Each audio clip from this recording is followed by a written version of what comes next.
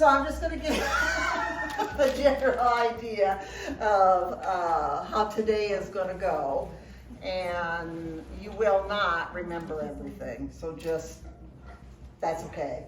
It's all written down someplace. So, and then we'll get into a more formal presentation on what's going on with stuff. So the restrooms, that way and that way. So I think you found all those except Tyler. He was here chatting with me. And typically we'll take a break about an hour and a half in. Usually we only have like a 30 to 45 minute lunch. We're going to give you an hour today because I don't know how many of you know the area. A lot of times people will bring their lunch, and I think Luke showed you where you can store that. This afternoon will be mostly focused on kind of the layout of the program and the philosophy of the school and that sort of thing. And then depending on how fast we get through that, a big focus for today is to get you up on Evolve and get your books going and make sure that all of that is set up for you. So if you didn't bring your computer or your device or your whatever, we can still have time to do that. So, but Tanya will take over from that and get things, make sure that every single person can log on to Evolve and all that kind of stuff. The other thing we'll do is have you text me with your name so that I know who it is. And then I will set up a text group for everybody, which takes, I forget how to do it every time I have to do it, so I have to go hide. Depending on my chicken scratch. 810 You did it that, oh no, you did it right. 252 4162. So, I am old. I'm demonstrating a professional disclosure here. I have raging dyslexia that has not improved with age. And I'm low vision. I have glaucoma and it took some of my vision. You won't notice it tons as I move around in here because I kind of got the layout. But it's interesting for me to, that's what Tanya was alluding to, make sure that things are big enough so that I can see them and that sort of thing. So if you kind of look alike, like you two kind of look alike. We might be sisters. Oh, are you? Okay. That wasn't my imagination. I may get you confused. So, or you kind of just all look the same. Oh, it's you guys texting me. All right, never mind. I take myself with a grain of salt. So you have my permission to chuckle and laugh and go, I can't believe she did that, and all of that kind of stuff that goes with it. Once we get you hooked up onto the electronic stuff and all of that, and make sure everybody's good to go on that, then Luke, who will also be helping with all that, Luke will be doing a introduction to things like the tables and, you know, getting some draping materials together. We actually have a pile of draping materials that were donated to us that you can go through and pick out some stuff if you want. And they're supposed to be clean. I wouldn't count on it. When they were donated clean, we think. So that'll be another kind of a activity that you can go through, sort through the draping materials. So, hi Vicki, there goes Vicki. That kind of gives you the layout of the day. Depending on how long that stuff lasts, we may get done a little earlier than 4:30 or so. But what are you doing? I heard my name. Oh. So that kind of just gives you a general idea of what's going on with stuff. So here we go. Did you text? I called her and left her a message. Okay. They keep, blowing fuses. Keep it as a All right. I actually did a PowerPoint. How impressive is that? What it was, but. Ta-da. Look at that. All right, so this is kind of a review of what I just said. We'll meet each other. We'll receive textbooks and handbooks. We'll get access and understanding on how to use the electronic learning management system called Evolve. We'll log on to Zoom, which is one of our classes every month is on Zoom. We'll understand how the calendar, schedule, and syllabus work. We'll review all the equipments and supplies. We'll discuss dress code, classroom expectations, classroom cleanup tasks, etc. And there will be plenty of time for individual or group questions. All right.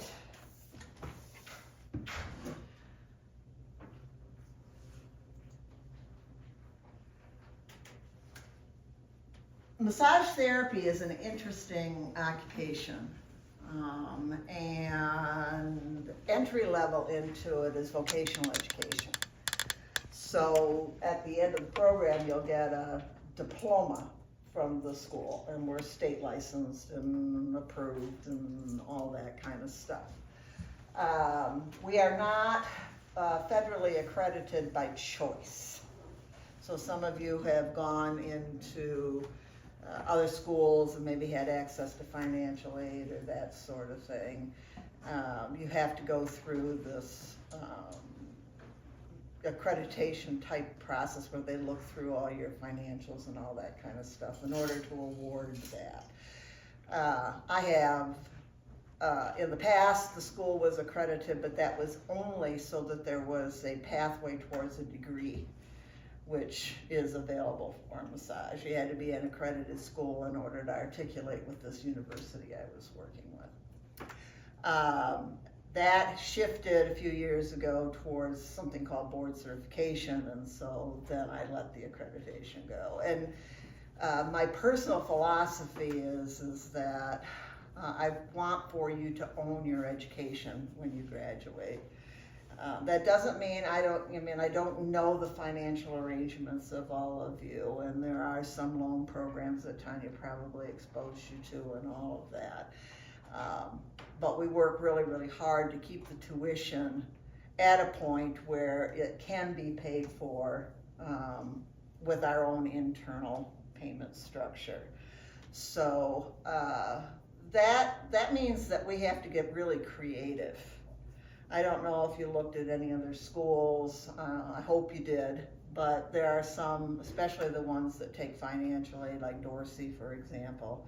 I mean, their tuition is closer to $15,000, and a lot of that has to do with the expense of just keeping a program in compliance with all of that. So our curriculum is approved by CompTA, Commission on Massage Training and Accreditation, and all of the other, little hoops and badges that you jump through with that. School is, how old are you, child?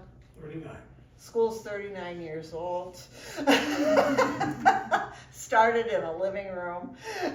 At one point, we had groups of, each year we would graduate 300 to 400 students with campuses all over the United States, or Michigan and Indiana, that sort of thing. And then I made the decision to pull in and be smaller by choice. And it's a good thing I did it because that was right when the recession in 2008 hit. So our maximum number of students is 12.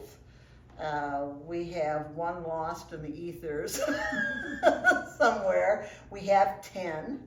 10 is my ideal.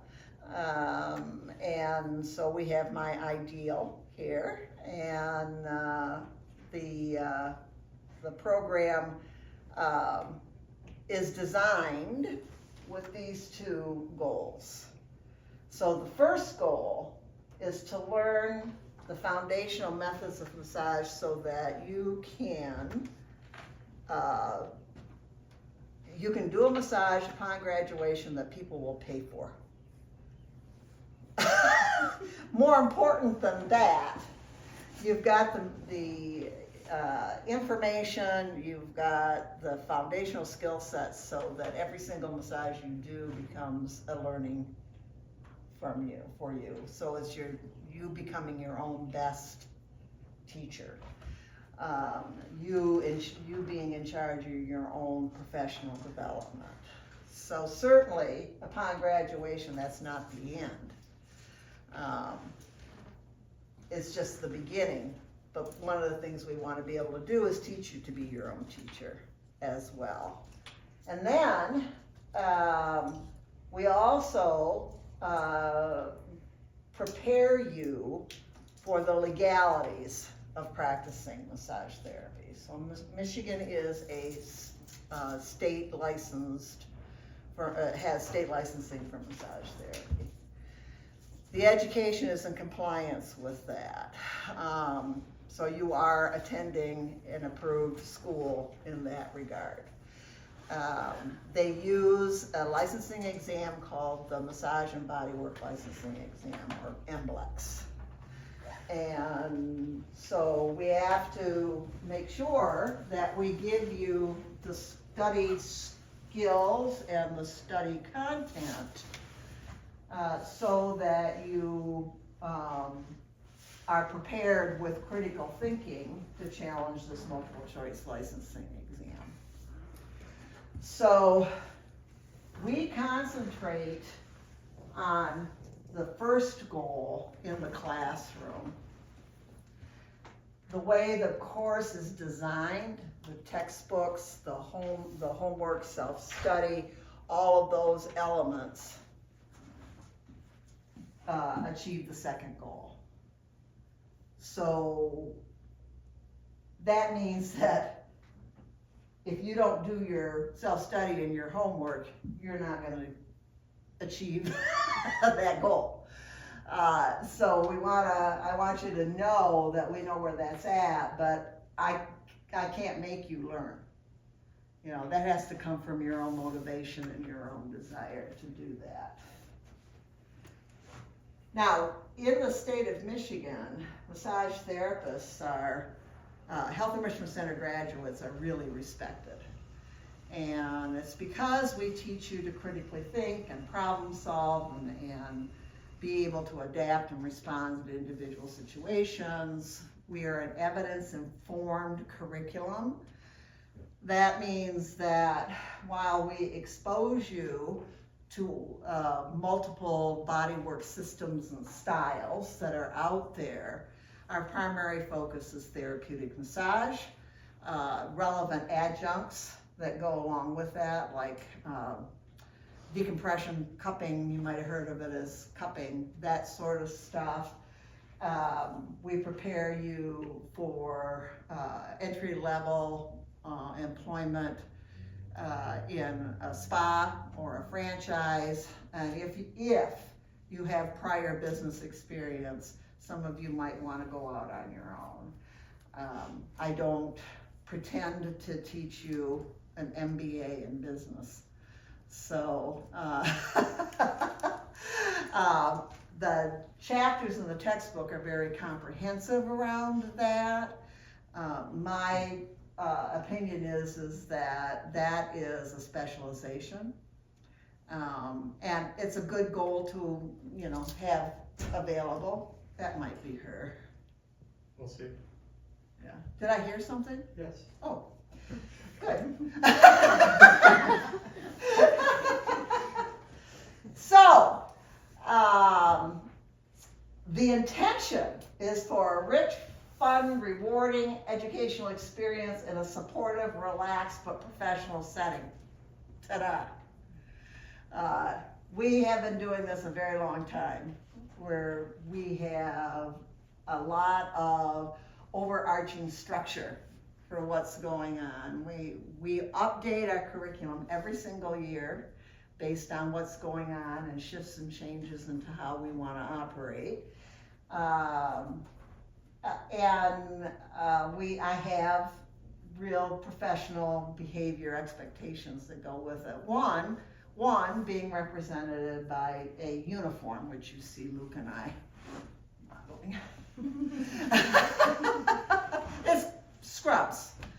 In the classroom, they don't have to be black scrubs, but when you are doing any of your job shadowing or any of your events or something like that, a set of black scrubs. And I'm going to tell you, in the professional world, you know, they don't show the stains from the lubricant. They're easy to maintain. You know, just get them. Just get them. It's just, life is a lot easier with them. We strive to provide an adult learning experience where each student can thrive. And the way the textbooks are put together is on multiple adult learning models.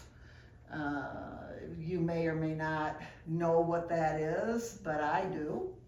And so I know that if you go through the textbooks and the activities as they are laid out for you, that you'll either recognize the idea of how things are designed, or you'll learn in spite of yourself, right? So the technical terms for how this is constructed is a cohort spiral, which means a group starts and we have everything all together. You don't have a class in anatomy over here, and Luke and I and our two assistant instructors teach it all. We communicate very closely so we can embed things, and by being able to do that, you will see content and skill sets show up multiple times. And in the beginning, it's my experience with students that you're totally overwhelmed. You think you have to learn it all at once. You're going to rely on memorization, which doesn't work, and you're going to, in the first week, you're going to want to quit. But don't do that. Because it is laid out in a way that you're going to learn by the built-in novel repetition and everything that goes with that. For example, I've learned that just starting right out the gate, to start using pretty much all of the relevant anatomical terminology, just so that you get numb to it.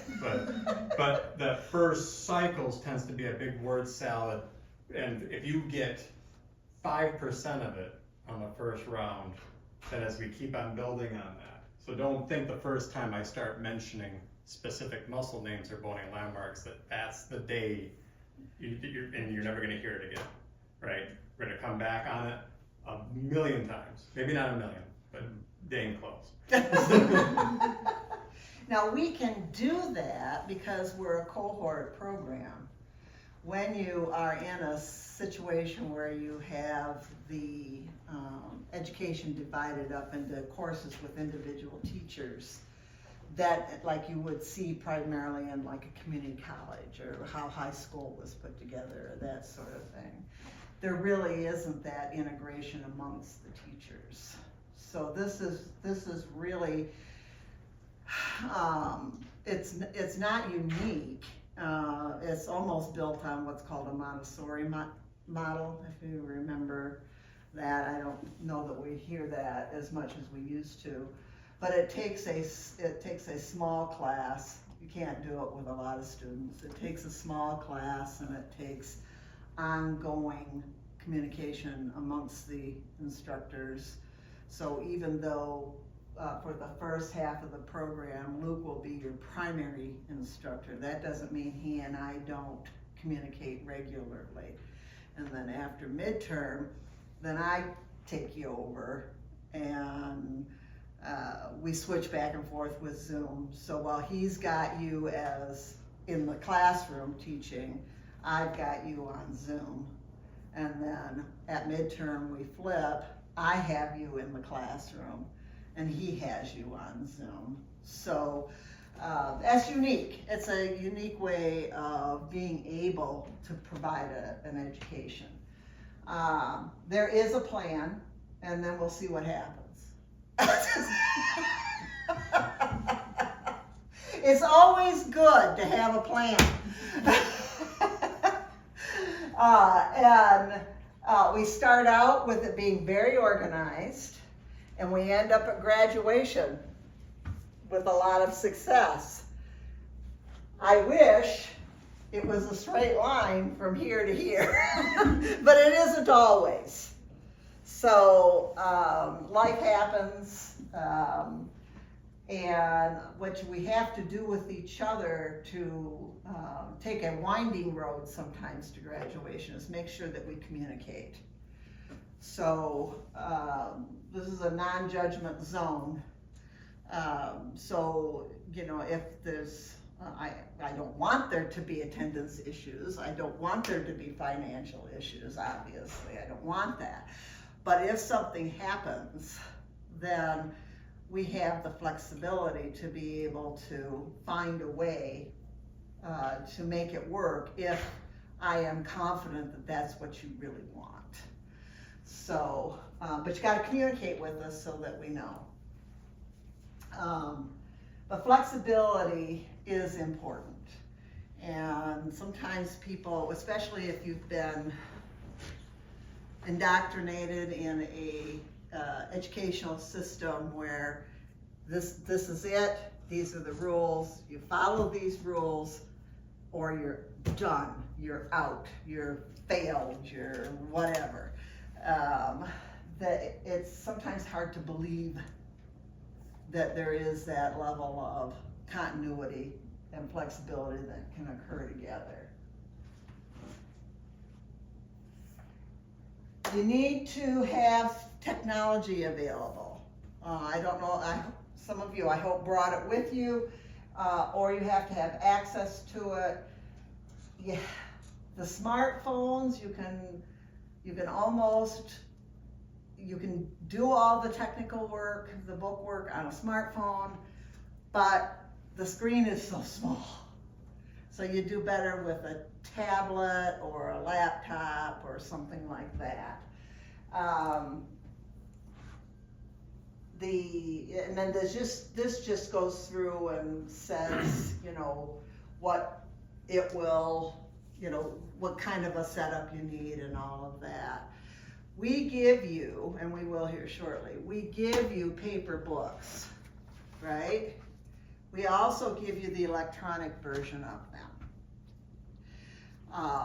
And that is very cool because you're able to carry it with you on your device, or you can, it's got a playback feature so you can listen to it. It adds another layer of repetition to the learning process. All the tests are delivered electronically. So if you are computer challenged or technology challenged, oh well.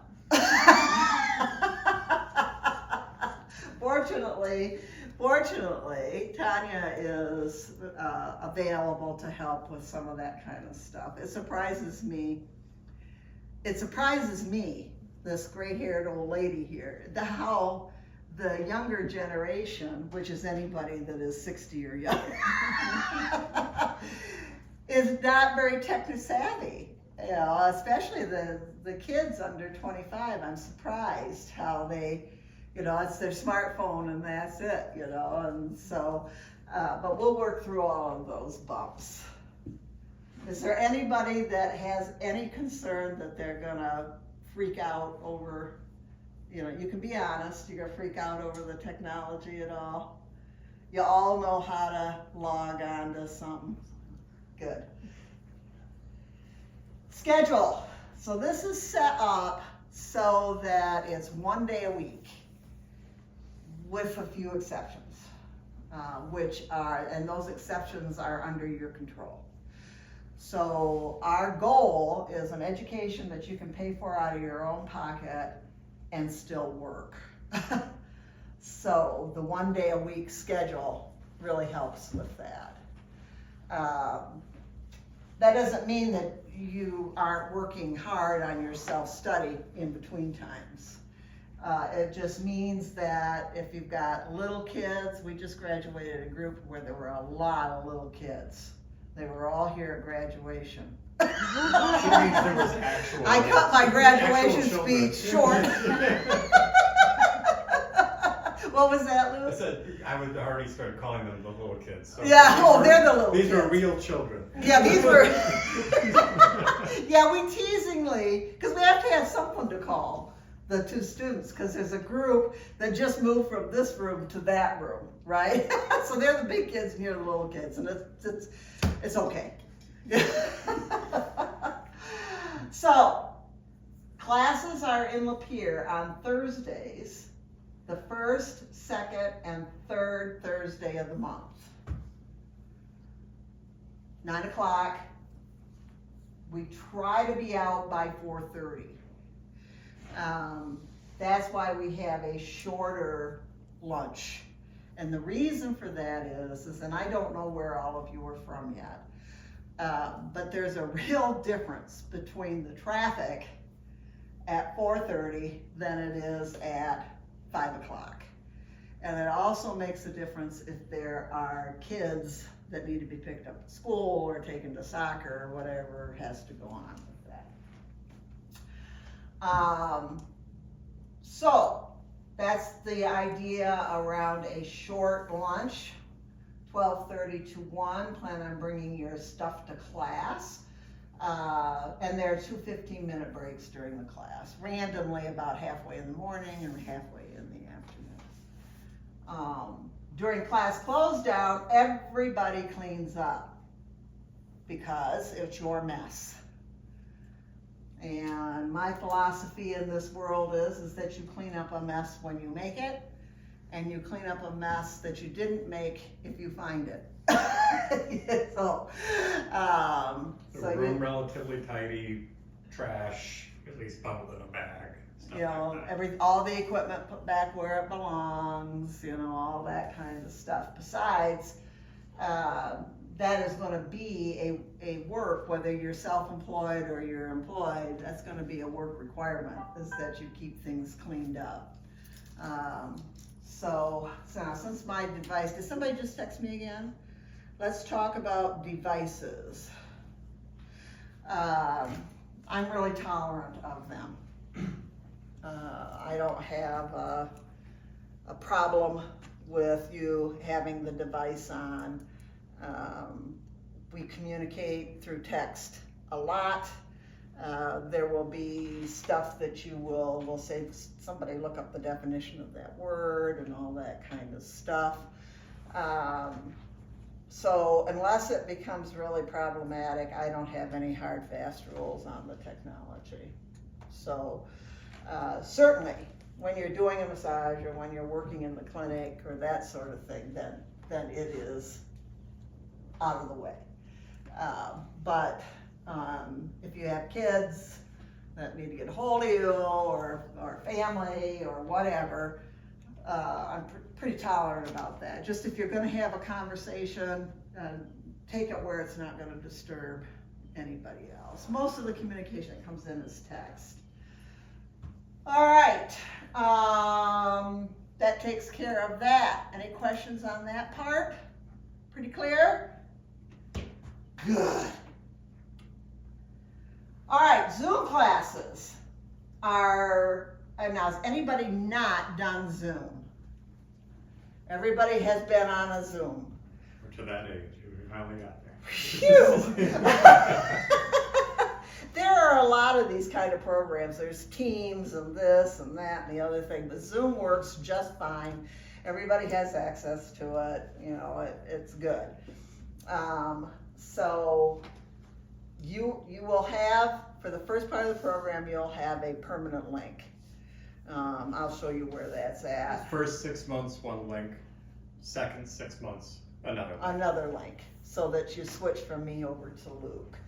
Class starts at 9:30, a little bit of a time change there. And again, the rationale around that is that if you're gonna be home, maybe you're not gonna have a sitter or that sort of thing, and you can, you know, dump the kids someplace, or you can get stuff done or whatever. We do not sit in front of the computer for 8 hours. All right, so there's a morning segment that runs 9:30 to 12:30. Then we typically have a longer lunch.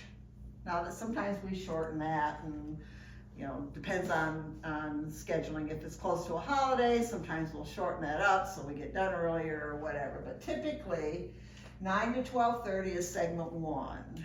And during the Zoom classes, we're focusing on textbooks. It's the more didactic type learning. It's not the hands-on learning as much. And then during the lunch segment, Luke doesn't do this quite as much as I do, but I will give you something called lunch work. So it'll be a podcast, or it'll be a little story problem to solve, or it'll be some YouTube videos to look at, or something like that. And then the afternoon segment is from 2:30 to 4:30, and I already know people are over it by then. So we spend that time discussing some things and working out some things like that. So it's, for those of you that are going, all day is it on the computer, it's well orchestrated. And you can be as comfortable as you want. Put Yes. pajamas and change of position, go out. If you're gonna be, you know, starting in the summer, you can do it outside. Yeah. You know. Dogs and kids and parents and spouses. If it's too noisy, learn to mute yourself. We'll tell you. The nice thing about the Zoom classes is that they are recorded. And as she said, that's the technical stuff that's covering like the information heavy stuff right out of the textbooks. So then those will be posted on Evolve. Yep, so that you can go back and look at stuff, or if you have to miss a class, you can go back and you can look at it. Luke is very diligent about recording the first 6 months of stuff. And he'll probably set up a playlist for you. But our YouTube channel is very robust. And there's all kinds of stuff on that once you have had a face-to-face, hands-on exposure to this stuff, even though it's a little gray and you don't feel confident in it, after that, then you're able to look at a YouTube, a demonstration video, that sort of thing, and be able to kind of fill in the gaps that felt kind of fuzzy. So do take advantage of the YouTube channel, and I'll show you how all of that works. Another part of the program that is not on Thursdays, although some of it might end up being on Thursdays, is our job shadowing electives events category. Now, the intention for this is more of the soft skills, the behind, everything that's not massage specific, scheduling, cleaning, turning tables over, greeting the public, knowing how a software program works, for scheduling, that's the general category we're looking at. Some of the events, Tanya usually runs all the events, and we'll do some job shadowing, or some chair massage. So for example, this Saturday or Sunday, I'm aware because I'm looking for another student. And we have 3 of our current students, the ones that are in that room now, that are gonna be there and doing some chair massage and talking to people and that sort of thing. So these events are posted for you. You can choose them, and they're on different days. Job shadowing is over at our wellness spa, and you watch and see how the desk is run. You learn to use the adjunct stuff like the essential oils and the cupping, and you get a lot of experience with laundry. It's a day to, what is it like for real? What is day to day like for real? You schedule that with the desk staff. As well as observing other practitioners go through their spiel and working with particular clients and stuff like that. Yeah. So good to be a fly on the wall, all of that. Then we have electives, and throughout the year, on Mondays, Luke and I offer some continuing education programs, and you are eligible to sign up for those, no charge, that's just part of your program. So this year, our series is on massage by body area, and there is one in June. And even though you might feel like it would be over your head, not as much as you might think. And again, with the spiral type of stuff, it'll come back at you and it'll make sense as you go on. So that's what that is. And it gives you a chance to kind of look at how things work outside of the classroom. In the electives, in the classroom here, you get to mix it up with other graduates and people from other places and that sort of thing. So that makes it kind of interesting. So the last one we had was first of, I don't know, it was April, I think. So That's what we was it did first before, of so. yeah. We had graduates that had graduated 30 years ago from the school, and it was really, and then we had current students, so it was really fun to have that kind of mix up on it. And you'll schedule these things primarily through time you through the website kind of thing, and just know, so there's 32 hours of that you do throughout the program. And then, this is something I want to make sure that you're really clear on. The course requirements are clearly laid out in the program syllabus. There are mandatory requirements for graduation that include attendance, self-study, and completion of textbook, chapter, multiple choice exams, and practical exams. Additionally, support materials are provided to help you understand and integrate the knowledge and skills provided during the program. So on the Evolve site, the homework assignments are set up on a monthly basis. So all of the homework, the self-study work, I post what it is at the beginning of the month, and it's due on the Zoom classes. So you've got all month to do that.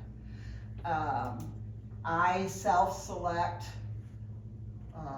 materials, usually off of YouTube, but not always, that support the content. So if we're studying bones, for example, there might be 4 or 5 different YouTube videos that are discussing or talking about bones. One might be from like a medical school, another one might be from kindergarten, because what people don't understand is that the way you learn is novel repetition. So novel means it's the same stuff, but differently presented, differently, a different voice on it, a different focus, a different sort of an activity. And people get too caught up in the idea of memorization when what you really need is unique exposure to the same stuff over and over. So all of that is presented to you. All you are required to do is pass the chapter test. But if you're paying me to be here, I would assume you would want to take advantage of everything that is offered to you. So, it is expected that you practice massage application and all the self-study requirements outside of class, because that's how you evolve from a beginner to a graduate. So people will say to me, how much time do I need to relegate to this? So schedule adequate time between classes to practice and study. Plan for about 15 to 20 hours a week.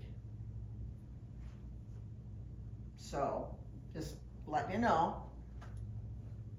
If you get behind, nobody will die. But you will have to get caught up, because if it isn't all done by graduation, we won't authorize your license. I am not going to chase you like kindergartners. It's there, it's laid out. You know, if you run into some snag and you get behind, make sure you let us know. I do monitor every once in a while. If I see somebody's falling behind or something like that, you'll get a fun little text from me that says, "What's going on?" So,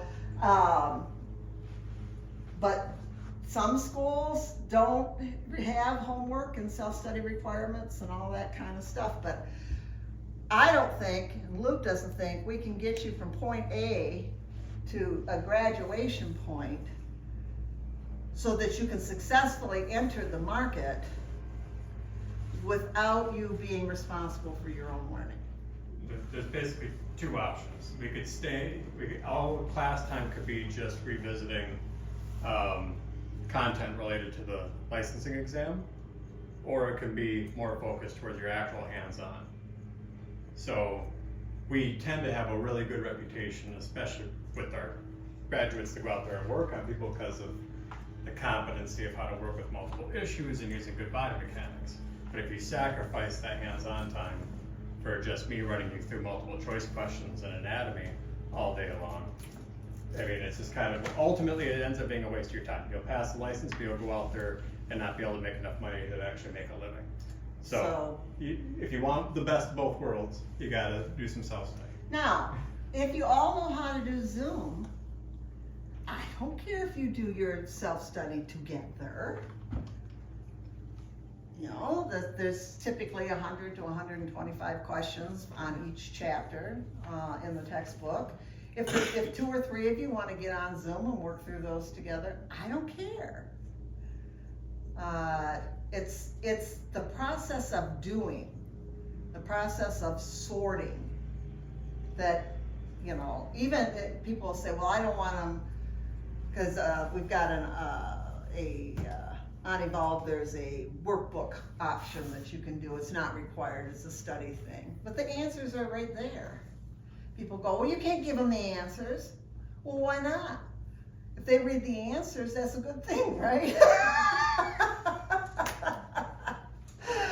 All right. And I just said, we're not going to babysit you. Do you see that? That's red and yellow. And then again, as a reminder, course requirements is set up on a monthly schedule. If you get behind, then you'll have to catch up.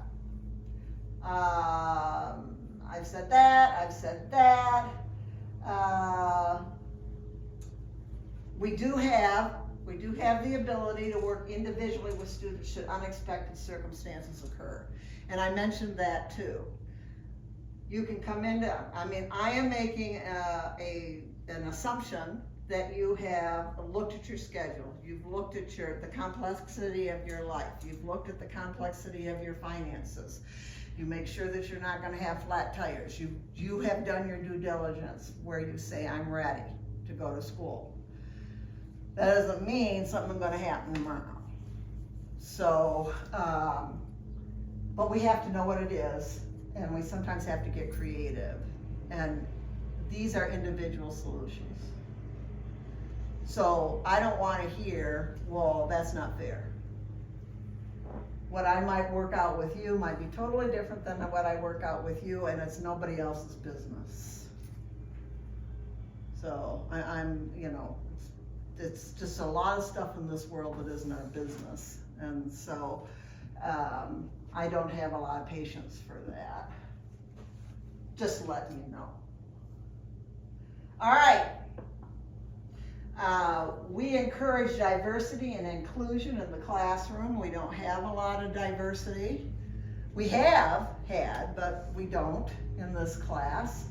But we do have ages, and we do have, differences in experiences and all of that kind of stuff.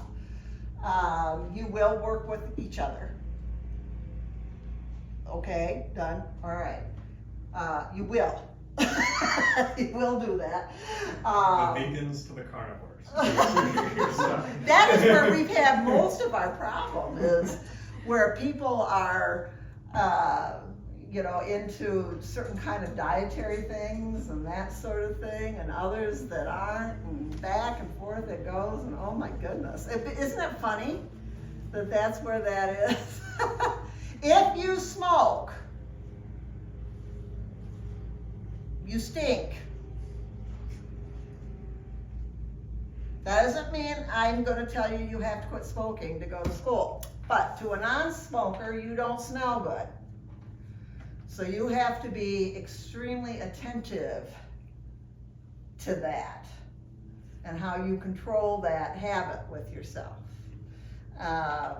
You can go all the way out to the end of the parking lot where there's enough wind, but just it gets in your hair and it gets on your clothes, and if you don't learn how to manage that, it's going to interfere with your professional practice. So I have smokers in my family. So I mean, it's just no judgment. It's just fact. And then it means, it's just like with my dyslexia. I turned in a manuscript for a textbook, I still have to have things in order. And I might have to have some help, with some of that stuff. But just because I have a thing doesn't mean I get a pass. So if you have a thing, you need to understand that thing, but it's not an excuse. And I think that kind of philosophy doesn't interfere with the idea of diversity and inclusion. We've had, I don't like the word neurodiversity, we've had people whose brains work all over the place. I don't care. But if you're a little on that edge where people might not always understand your behavior, then you need to help us understand. We've had people come through with closed head injuries, and they've had differences in how they have regulated their speech patterns or some of this other kind of stuff. And we're very biologically judgmental. If it's different than what I'm used to, then I don't like it until we understand it. And so if you've got a thing, you might as well learn how to help people understand your thing, whatever it is. Just like I have already told you, I have some vision issues. I can't change that. I have dyslexia. I can't change that. It works to my advantage. It also works to my disadvantage. One time, Luke was on my list. He was a teacher, I was mad at him for something. And back in that day, all of the manuscripts for the textbooks were typewritten. And I made him retype all of my stuff because he's a much better typist than I am. So he's in one room and I'm in the other, and he says, "Mother, how many different ways can you spell approximately wrong?" Apparently a lot. But if I'm submitting an article for publication, I gotta make sure approximately isn't spelled wrong. So there you go, it's a thing. I also have a funky knee that will, sometimes you'll see me limp a little bit and blah, blah, blah, you know. We're just not all the same. We're all the same, but we're not all the same, and that's okay. If you have a thing that has a tendency to disturb other people, then you might have to figure out how to curb some of that. I mentioned that with the smoking. You might have to figure out how you are going to navigate that so that it doesn't interfere with your other classmates and doesn't interfere in the future with your business, kind of a thing. So it's expected that we will all demonstrate kindness, understanding, compassion, and empathy with the classmates and staff, especially me, because I can be strange. And it gets worse the older I get. Students can expect the instructing staff to also be respectful, prepared, professional, and available during class. All right. Topics that are not discussed in class or in the parking lot ever. Politics, religion, spiritual beliefs, marketing or sales of a specific product, gender, lifestyle practices, or diet, we already mentioned, and cultural practices. We're not going to talk about that stuff. We got enough to talk about with bones and muscles and joints and nerves and gliding and kneading and all of that. We clear? What are you two laughing about? I just went like this. I was like, I didn't say anything. Conversation related to sexual practices or sexual innuendo of any type are avoided. We still, in the massage therapy community, have issues with the overlapping misconception around illicit sexual businesses, using massage as a cover for what they do. It is what it is. You gotta learn to deal with it. You gotta learn scripted comebacks when people say something to you so that you can educate them. And I'm gonna tell the two guys that are in the classroom, this is a woman-dominated occupation. It is an intimate occupation in the sense that you're touching people. You're touching people often behind a closed door. And so whether it's fair or not, you have to be way better. And it doesn't matter if you like it or not, it just is. You have to be more meticulous with your draping. You have to be pristine with your verbiage, the way you talk. You have to be constantly monitoring how you might be misinterpreted. And if I happen to notice a behavior, I'll tell you what it is. Or I'm going to say that could be misunderstood. Luke has had to navigate all of this. He's a good support for you. Logan, who isn't here, but Logan is one of our massage therapists, and he has had to navigate this. So it's a lot in life isn't fair, but it just is. And so I'm very upfront with this kind of stuff, and I want you to know this right straight up so that you're not surprised by it.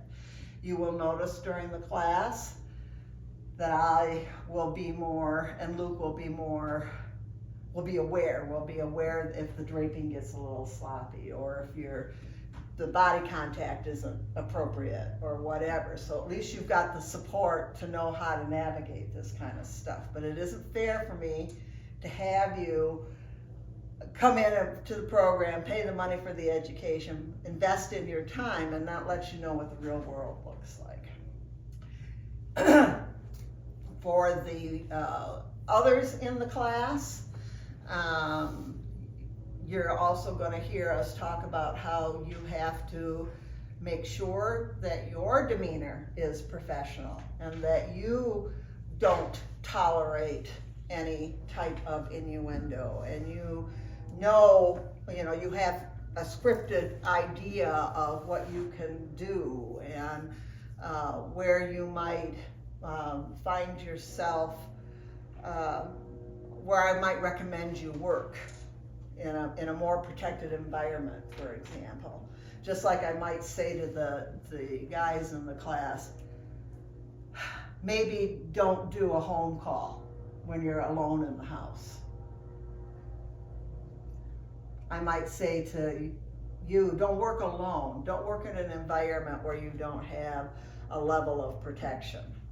And we're not the only ones. Anybody in here worked in healthcare or table food service?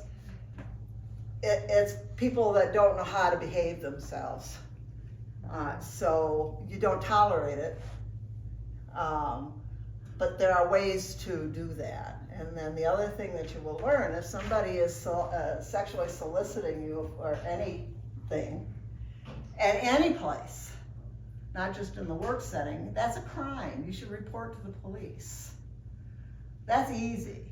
It's the more subtle stuff that people get a little bit concerned about. So I don't tap dance around that either, so that when you leave, you will have some structure around how you can navigate that.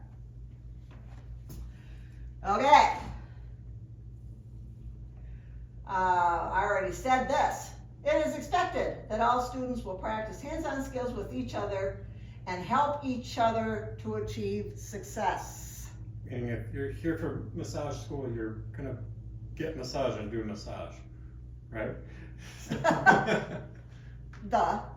All right, so if I notice that one of you, we're teaching a skill on palpation assessment. And if we notice that one of you is struggling with that a little bit, and somebody else seems to be grasping it right away, then we're going to pair you up together, and we expect that you're going to help each other. Besides, watch one, do one, teach one is the way to learn. And that comes through in how things are going to work out in the student clinic as well. Develop study groups, work together, navigate through these textbook assignments. Text messaging is often used to communicate between classes. I already told you that. We need to be respectful of people's personal time. So make sure that you, unless it's an emergency, make sure you limit your text to 9 a.m. to 5 p.m. on weekdays. Also, if you're gonna miss a class, a small class, we know when somebody's not here. If you're gonna miss a class, then make sure that you let us know, so that I'm not wondering where you are, if you're in a snowbank or whatever. That being said, if you are sick, stay home. We do have a attendance policy, absolutely. But since COVID, there is flexibility in marking absences for illness. Now, if you just are grumpy, come to class anyway and don't be grumpy. But if you feel like you are contagious, then stay home. That is not going to count against your attendance. Please don't abuse that. All right, just because you slept in, or you partied too late, or you got stomach cramps, or whatever, usually you'll feel better if you come to class, but do not bring your pathogens with you. All right.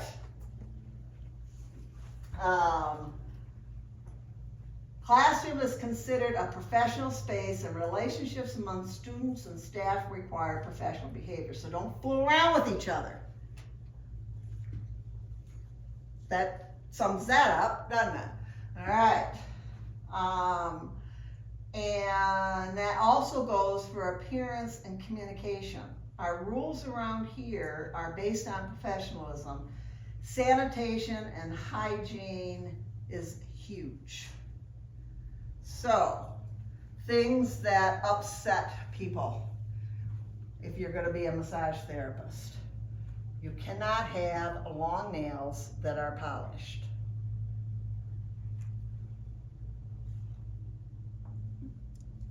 I have had people quit because of that. And these are the same standards that people adhere to related to any kind of a healthcare environment. And massage is licensed as a health profession. So it is expected that we behave that way. There's discussion. Well, gel nails do this and blah, da, da, da, da. And you know what? You always go with what's most conservative. If there is a chance that can be a harbor bacteria or whatever, then don't do it. It's the same with uniforms. They should fit. You don't want to look like you're walking around in a bag, but they should be loose. They should not contour to your silhouette. I don't care what kind of a silhouette you've got. They need to be able to be laundered in a way that can handle what's required for disinfection, and that they stand up and that they don't look ratty after a while. You need to keep your hair up and off your face, and if it's short, you know, and it tends to still want to fall more than just a bang, then you might have to use some sort of a headband or something. I see Tyler's got his little hat on. Now, I'm not opposed to that, especially if it's to protect from the lights. Sometimes people will wear a hat with the lights. But you may not be able to do that in a work environment, kind of a thing. So if your hair is unruly, and no matter what you do to it, it looks like you just got out of bed or just came in from a windstorm, then cut it or contain it or something. No makeup, unless you've got a raging zit that is going to be more distracting than having makeup on. No smells, no perfume, no scented products, no scented hairspray or anything like that. This is just standard operating procedure. No jewelry.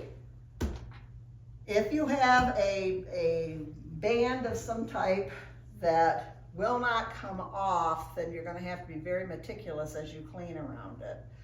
But if you have jewelry on you and it can come off, take it off and leave it at home. Otherwise it's going to get lost here, whatever. If you have piercings,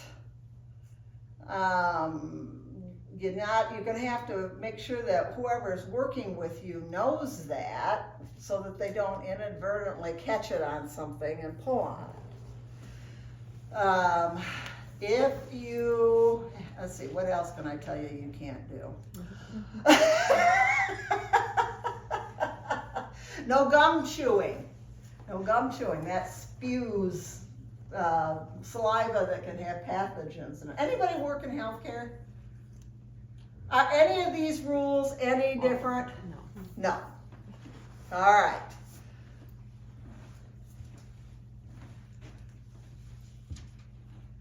Try to be as gender neutral as you can. Gender neutral as you can. All right. After that, we get to, in a very positive way, introduce each other. You know how to behave. Yeah. So behave.